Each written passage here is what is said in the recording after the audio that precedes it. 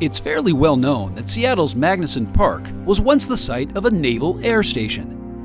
The old hangars and remnants of concrete runways were silent witness to the military activities here from the 1920s to the 1970s, and now many have been converted to recreational uses. What's not as well known is how much the Boeing Company's early history and Sandpoint history are linked together, almost from the time a plane first landed there in 1920. The Sandpoint connection is a very interesting one. I wish, frankly, as a historian, that we knew more about it than we do. Dan Hagedorn knows more about aviation history than just about anyone around here. He says that not many people know that in the 1920s, Sandpoint was a key part of Boeing's rapid growth as an aviation leader. Boeing did very actively make use of that airport simply because there were very few hard surface, long runway areas capable of taking the airplanes of the day.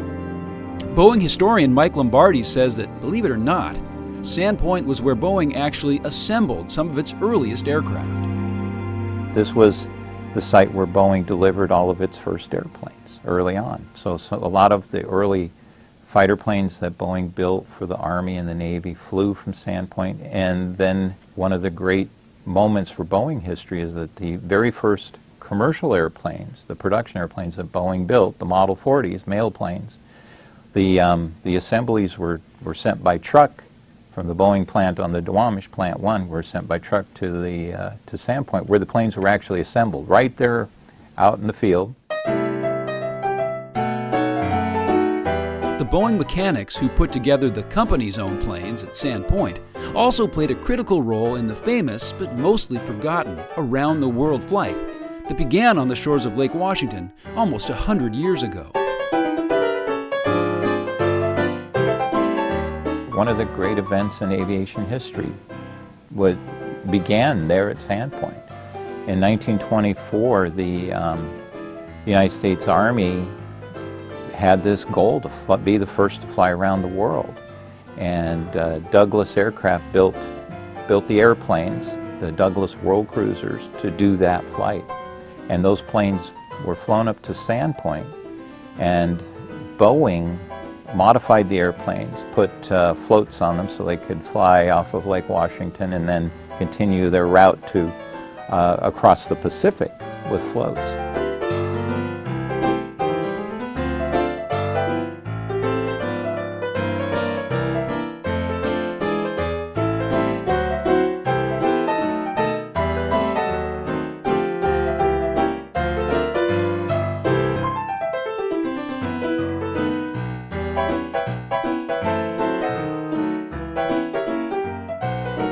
There was a monument created for that event, a big statue of an eagle, and was always prominent. Today, if you blink, you miss it. Right there, as you go into Sandpoint, as you go through the entrance there, you'll see this statue with an eagle on it, and that's the memorial to the flight. That monument was dedicated in 1924, but Boeing's connection to Sandpoint lasted well into the late 1930s. The age of the legendary Boeing Clipper. The 42-ton Pan-American flying boat Yankee Clipper makes aerial history. The Boeing Clipper was probably one of the most romantic of all of Boeing's planes. It was a huge flying boat. It was elegant in terms of its service. It even had silverware. One of the most romantic of Boeing's planes, but one that seems so distant from us today. While not technically part of Sandpoint, it was just north of there that Boeing tested those famous Clippers. Around April of 1938, Boeing leased some property at Matthews Beach with the idea that that would be used to do all of the testing of the new Clippers. So rather than testing them on Puget Sound or Elliott Bay, that's where the planes were tested. So Boeing set up a facility there at Matthews Beach, put in a dock, and a shed where the employees would, the night watchmen would stay to protect the planes, and the employees would work, and the pilots would fly out of there.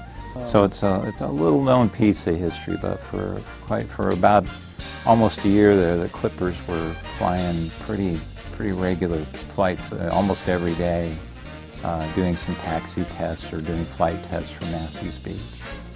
that would have been quite the thing to see. With all the Boeing history and so much more at Magnuson Park and Matthews Beach these days, it's a special part of Seattle that's still quite the thing to see.